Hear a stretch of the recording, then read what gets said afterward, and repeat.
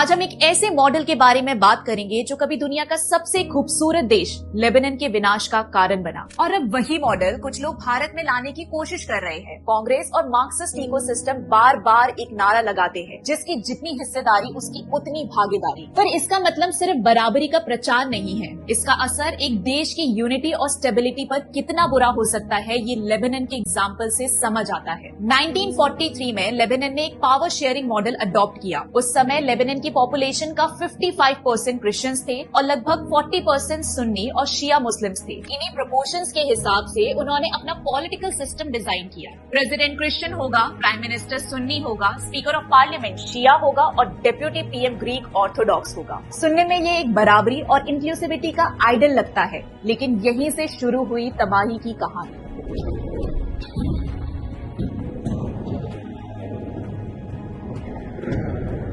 क्योंकि लेबनान में जिसकी जितनी हिस्सेदारी उसकी उतनी भागीदारी मॉडल लागू था, तो धीरे धीरे वहां के मुस्लिम्स अपनी पॉपुलेशन बढ़ाने लगे और इसमें सबसे अहम पड़ाव आया 1948 में। 1948 में इजराइल और पैलेस्टीन के बीच युद्ध छिड़ गया, और क्योंकि इजराइल का बॉर्डर लेबनान से लगता है, इसका सीधा असर लेबनान पर भी पड़ा।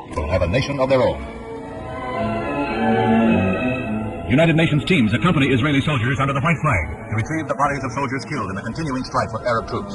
The UN was able to effect some uneasy cracks. Palestine के सुन्नी मुस्लिम्स जो अपने घर और जमीन छोड़ने पर मजबूर हो गए थे, बड़े पैमाने पर लेबनान में शरण लेने लगे। ये शरणार्थी लेबनान के शहर और गांव में बसने लगे, जिससे देश का डेमोग्राफिक बैलेंस धीरे धीरे बिगड़ने लगा। क्रिश्चियंस ने इस बदलाव का विरोध किया, लेकिन वहाँ की लेफ्टिस्ट पार्टीज और कुछ लोकल मुस्लिम्स ने इंसानियत और ह्यूमन राइट्स के नाम पर उनका स्वागत किया। लोकल मुस्लिम्स ने उन्हें आईडी कार्ड्स और बेसिक राइट्स दिलवा दिए। धीरे धीरे लेबनान की पॉपुलेशन बैलेंस बिगड़ गया। एक तरफ मुस्लिम्स की पॉपुलेशन बढ़ती गई और दूसरी तरफ क्रिश्चियंस अपना पॉलिटिकल कंट्रोल होते गए। 1975 तक लेबनान का डेमोग्राफिक स्ट्रक्चर बिल्कुल बदल चुका था। मुस्लिम्स और क्रिश्चियंस की पॉपुलेशन बराबर हो गई थी, और इसी इम्बैलेंस के साथ शुरू हो गई लेबनान की सिविल वॉर, जो 15 साल तक चली। और 1990 जब ये सिविल वॉर खत्म हुआ, तब तक लेबनान एक मुस्लिम मेजॉरिटी कंट्री बन चुका था, और इसके साथ ही वहाँ की मुस्लिम मेजॉरिटी गवर्नमेंट ने शरिया लागू कर दिया। जो देश कभी अपनी शांति और खूबसूरती के लिए जाना जाता था, जिसे स्विट्जरलैंड ऑफ ईस्ट कहा जाता था,